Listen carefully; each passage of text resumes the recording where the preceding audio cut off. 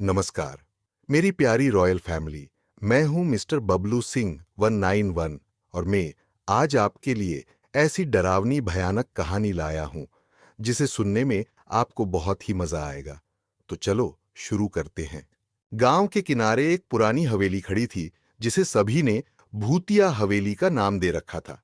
कहा जाता था कि वहां रात के समय अजीब अजीब आवाजें आती थीं और कई लोग वहां से वापस नहीं लौटे।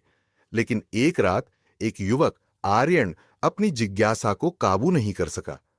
हवेली के दरवाजे पर पहुंचते ही आर्यन ने एक अजीब सी ठंडक महसूस की। उसे लगा जैसे कोई उसकी ओर देख रहा है। उसने खुद को समझाया कि यह सब सिर्फ उसके दिमाग का खेल है। जैसे ही उसने दरवाजा खोला, एक चिढ़ाने वाली हवा का झोंका उसके चेहरे पर लगा। वह धीरे धीरे अंदर गया। चारों ओर अंधेरा था और दीवारों पर पुरानी तस्वीरें लटकी थीं। अचानक उसने एक तस्वीर पर ध्यान दिया, एक औरत जिसके चेहरे पर एक डरावनी मुस्कान थी। आर्यन ने उसे ध्यान से देखा और उसके दिल की धड़कन तेज हो गई। जैसे ही उसने तस्वीर को छूने की कोशिश की, एक तेज आवाज गूंज उठी, जाओ यहां से। आर्यन ने पीछे मुड़कर देखा, लेकिन वहां कोई नहीं था। वह भयभीत हो गया, लेकिन उसकी जिज्ञासा उसे और आगे बढ़ने के लिए प्रेरित कर रही थी। हवेली के अंदर जाने पर उसे एक पुराना किताबें का अलमारी मिला। उसने किताबें खोलनी शुरू की और उनमें से एक में भूतिया चुड़ैल की कहानी थी।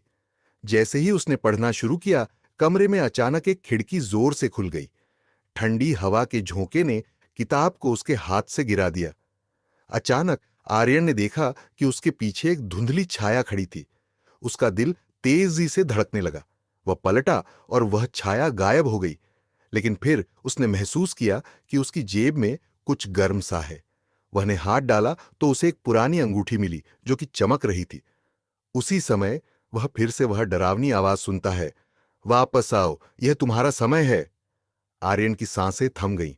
अंगूठी के पास आने पर उसे लगा जैसे कोई रहस्य उसके सामने खुलने वाला है, लेकिन उस रहस्य को जानने से पहले उसे उस आवाज का सामना करना होगा।